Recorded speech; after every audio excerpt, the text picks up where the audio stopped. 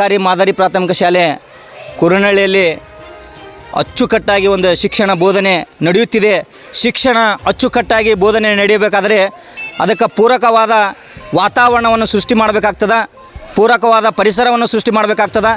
So ಇಂಥ ಒಂದು ಪರಿಸರ ನಿರ್ಮಾಣ ಮಾಡುವಲ್ಲಿ ಇಲ್ಲಿನ ಊರಿನ ಗ್ರಾಮಸ್ಥರು ಸಂಪೂರ್ಣ ವಿಫಲರಾಗಿದ್ದಾರೆ. ಸೊ ಯಾಕೆಂದರೆ ಇವತ್ತಿನ ಮಕ್ಕಳು ನಾಳಿನ ನಮ್ಮ ನಾಯಕರು, ಇವತ್ತಿನ ಪ್ರಜೆಗಳೇ ಇವತ್ತಿನ ಸಣ್ಣ ಮಕ್ಕಳು, ಮುಂದಿನ ನಮ್ಮ ದೇಶದ ಪ್ರಜೆಗಳು, ಭಾವಿ ನಾಯಕರು. ಯಾರು ಶಿಕ್ಷಣ ರಂಗದೊಳಗೆ ಹೋಗ್ತಾರೋ, ಯಾರು ರಾಜಕೀಯ ರಂಗದಾಗ ಹೋಗ್ತಾರೋ, ಇನ್ನಿತರ ರಂಗದೊಳಗೆ ಅವ್ರು ಹೋಗ್ತಾರೆ. ಅದಕ್ಕೆ ಮೂಲ ಕಾರಣ ಶಿಕ್ಷಣ. ಇಂಥ ಒಂದು ಶಿಕ್ಷಣವನ್ನು ನಾವು ನೀಡಬೇಕಾದ್ರೆ ನಾವು ಯಾವತ್ತೂ ದೇವಾಲಯಗಳನ್ನು ಯಾವ ರೀತಿ ಶುಚಿಯಾಗಿಡ್ತೇವೆ, ನಮ್ಮೂರಿನ ಮಕ್ಕಳು, ನಿಮ್ಮೂರಿನ ಮಕ್ಕಳು ಕಲಿತಕ್ಕಂಥ ಈ ಒಂದು ಶಿಕ್ಷಣದ ಈ ಒಂದು ಕೋಣೆಗಳು ಕೂಡ ದೇವಾಲಯಗಳು. ನಿಜವಾಗಲೂ ಅದರಲ್ಲಿ ಕಲಿತಕ್ಕಂಥ ಮಕ್ಕಳು ದೇವರುಗಳು. ಯಾಕೆಪ್ಪ ಈ ಮಾತನ್ನು ಹೇಳ್ತೀನಪ್ಪ ಅಂತಂದರೆ, ತಾವೆಲ್ಲರೂ ಗ್ರಾಮಸ್ಥರು ಕೂಡಿಕೊಂಡು ಇಲ್ಲಿರ್ತಕ್ಕಂಥ ಈ ತಿಪ್ಪೆ, ಈ ಹೊಲಸು ಕಸಗಳನ್ನು ನಿರ್ಮೂಲನೆ ಮಾಡಬೇಕು. ಅದು ನಿರ್ಮೂಲನೆ ಮಾಡೋದರಿಂದ ಏನಾಗ್ತದೆ ಅಂದ್ರೆ ನಿಮ್ಮ ಮಕ್ಕಳ ಒಳ್ಳೆಯ ಆರೋಗ್ಯ ಉಂಟಾಗ್ತದೆ.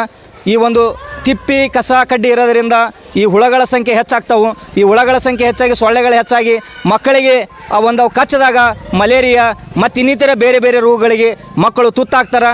ಅದಕ್ಕೆ ಈ ಒಂದು ಕುರನಹಳ್ಳಿಯ ಗ್ರಾಮಸ್ಥರು ಮತ್ತು ಸಂಬಂಧಪಟ್ಟ ಈ ಒಂದು ಸಕ್ಷಮ ಪ್ರಾಧಿಕಾರದವರು ಕೂಡಲೇ ಈ ಒಂದು ಕ್ರಮವಹಿಸಿ ಇಲ್ಲಿ ಶುಚಿತ್ವವನ್ನುಗೊಳಿಸಿ ಈ ಮುಂದಿನ ಮಕ್ಕಳ ಭವಿಷ್ಯ ರೂಪಿಸಲು ತಾವೆಲ್ಲರೂ ಅದಕ್ಕೆ ದಾರಿ ಮಾಡಿಕೊಡ್ಬೇಕಂತೇಳಿ ಈ ಒಂದು ಊರಿನ ಗ್ರಾಮಸ್ಥರು ಈ ಥರ ಬೈಟ್ನಲ್ಲಿ ಆಗ್ರಹಿಸಿದರು. ಅದೇ ರೀತಿ ಮುಖ್ಯ ಗುರುಗಳು ಏನು ಹೇಳ್ತಾರೆ ಕೇಳೋಣ ಬನ್ನಿ. ಸರ್ ಏನು ಇದ್ರ ಬಗ್ಗೆ ತಾವು ಏನು ಹೇಳ್ತೀರಿ? ಇಲ್ಲ, ಇದ್ರ ಬಗ್ಗೆ ಸಾಕಷ್ಟು ಸಾರಿ ನಾನು ಗ್ರಾಮಸ್ಥರಿಗೆ ಮನವಿ ಮಾಡ್ಕೊಂಡಿದ್ದೀವಿ ಸರ್. ಆದರೂ ಒಂದು ಸಾರಿ ತೆಗೆದ್ರು ಮತ್ತೆ ಮರಳಿ ವಾಪಸ್ ಒಂದು 2 ತಿಂಗಳಲ್ಲಿ ಮತ್ತೆ ಈ ರೀತಿ ವ್ಯವಸ್ಥೆಯನ್ನು ಮಾಡಿಬಿಟ್ಟಿದ್ದಾರೆ. ಮತ್ತೇನದ ಇದು ಪಂಚಾಯತಿಗೆ ಅವರಿಗೂ ಸಹಿತ ನಾನು ಈಗಾಗಲೇ ಒಂದು ಮನವಿ ಪತ್ರವನ್ನು ಸಲ್ಲಿಸಿದ್ದೀನಿ. ಹಿಂದಿನ ಮುಖ್ಯ ಗುರುಗಳಿದ್ದಲ್ಲಿ ಸಹ ಅವರು ಒಂದು 2-3 ಬಾರಿ ಮನವಿ ಪತ್ರಗಳನ್ನು ಸಲ್ಲಿಸ್ಯಾರ. ಅದಕ್ಕೆ ಪಂಚಾಯತಿಯವರು ಸಹಿತ ಏನೂ ಸ್ಪಂದನೆ ಮಾಡಿಲ್ಲ ಸರ್. ನಮ್ಮ ಶಾಲೆಯ ಪಕ್ಕ ತಿಪ್ಪಿಯನ್ನು ಹಾಕಿದ್ದಾರೆ ಗ್ರಾಮಸ್ಥರು.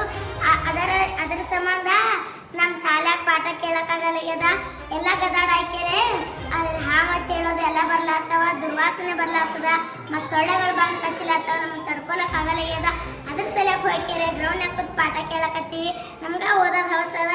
ನೀವು ಬಂದು ಕೆರೆ ಎಲ್ಲ ತಿಪ್ಪಿ ತೆಗೆದು ಕೆರೆ ಎಲ್ಲ ನಮ್ಗೆ ಸ್ವಚ್ಛ ಮಾಡಿಕೊಟ್ರೆ ನಿಮ್ಗೆ ಎಲ್ಲರಿಗೆ ಒಳ್ಳೆಯದಾಗ್ತದೆ. ಧನ್ಯವಾದಗಳು.